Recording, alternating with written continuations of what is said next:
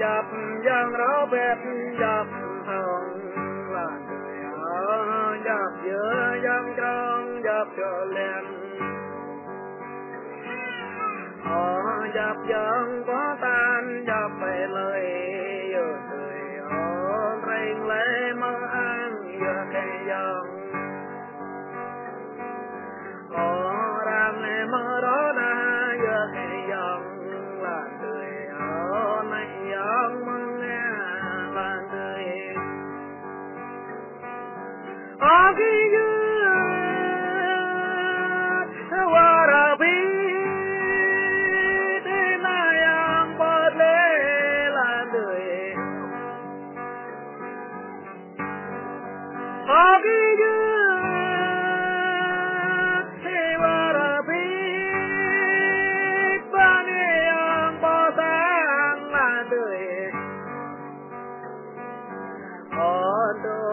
Ronen về là người ở độ vang hỏi về giờ lên có tiết bằng để ta lại người ở này là cái ta bởi hầu giờ này là cái tôi độc người nó là cơn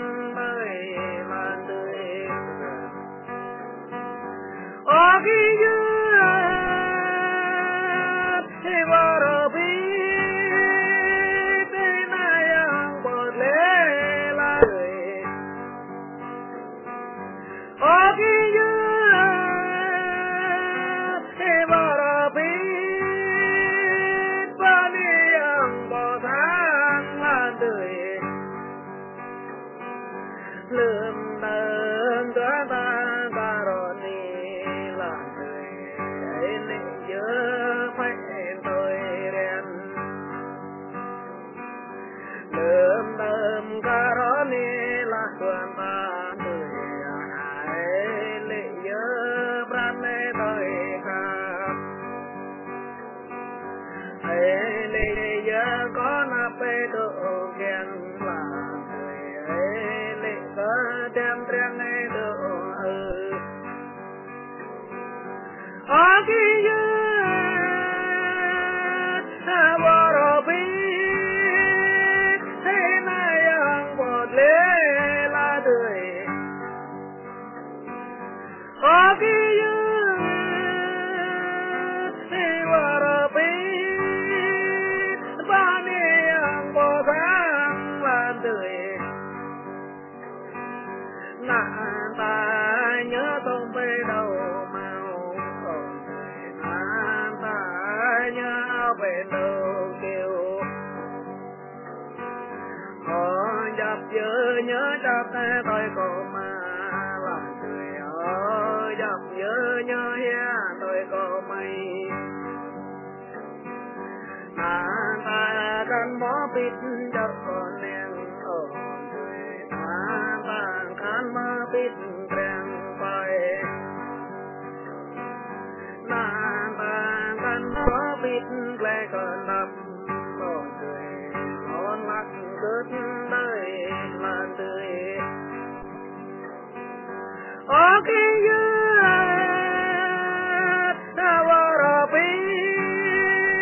thế này ang bột lê la tươi ok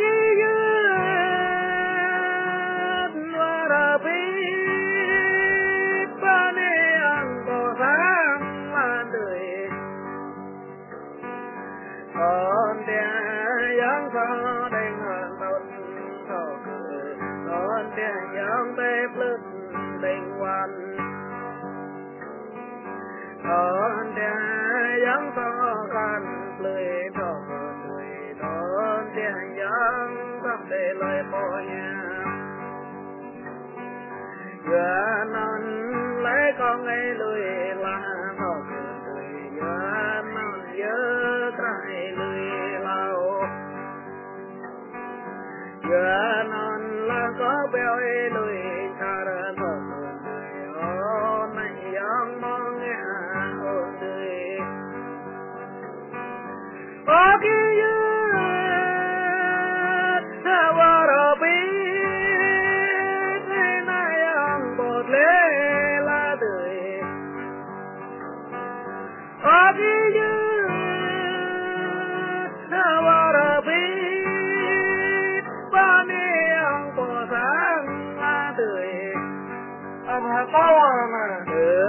Lơm lá tươi lơm